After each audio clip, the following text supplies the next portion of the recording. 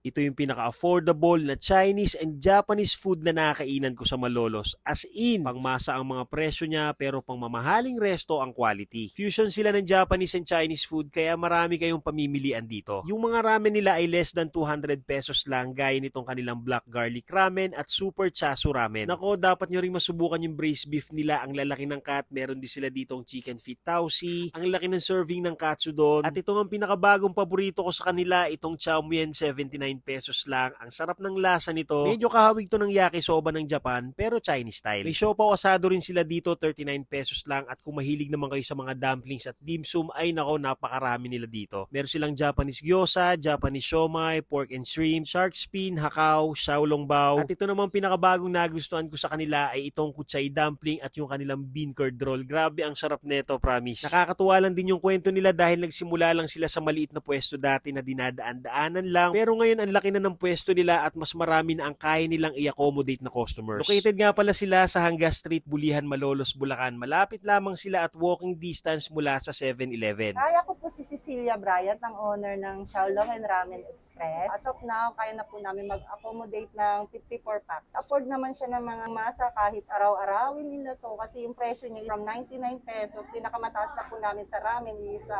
199 pesos. Tinatangkilik po siya ng tao kasi affordable, kahit araw-arawin nila yung presyong pangmasa lang. Hindi po na mabubutas ang kanilang bulsa. Iniimbitahan ko po kayo sa Xiaolong and Ramen Express para matikpan mo ang aming mga sulit, affordable at masarap na mga Chinese and Japanese food. Kain tayo! May available nga rin pala silang blueberry and mango cheesecake dito. Self-service and drinks dito, unlimited iced tea. Open sila from 11 a.m. to 10 p.m. araw-araw at sarado sila every Thursday. Kapag naghahanap kayo ng affordable na Chinese and Japanese food, subukan nyo na rin dito sa kanila. Share ko lang sa inyo yung mga experience ko at sana ay magustuhan nyo rin. O paano mga tet kuya? Kain tayo!